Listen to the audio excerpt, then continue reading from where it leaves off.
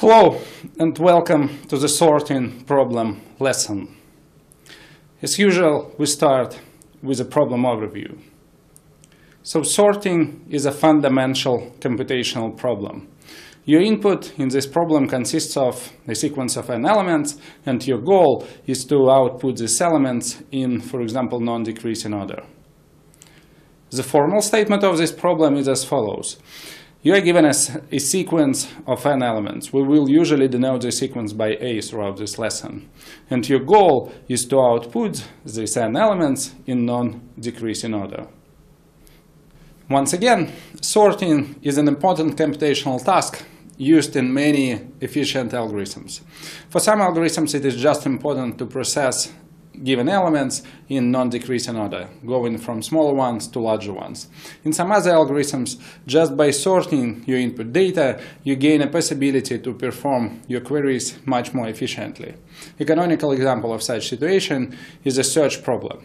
In this problem, you are given a sequence of n elements, and your goal is to check whether a particular element is present in your sequence. A simple way to solve this problem is, of course, just to scan your input sequence from left to right and to check whether your element is present in this sequence. This gives you a linear time algorithm.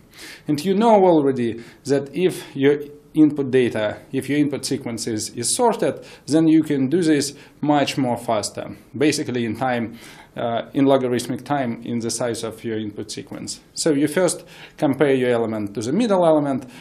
If it is just your element, then you are done. If it is not, you continue with either the left half of your sequence or the right half of your sequence. So in logarithmic number of comparison, on the worst case, you will be able to say whether your element is present in the sequence or not.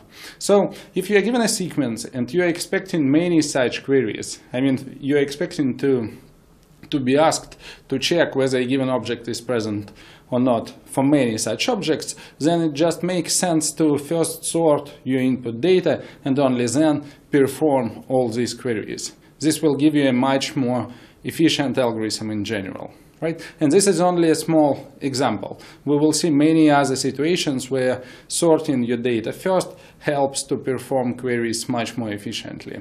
So in the subsequent videos of this lesson, we will study many efficient sorting algorithms.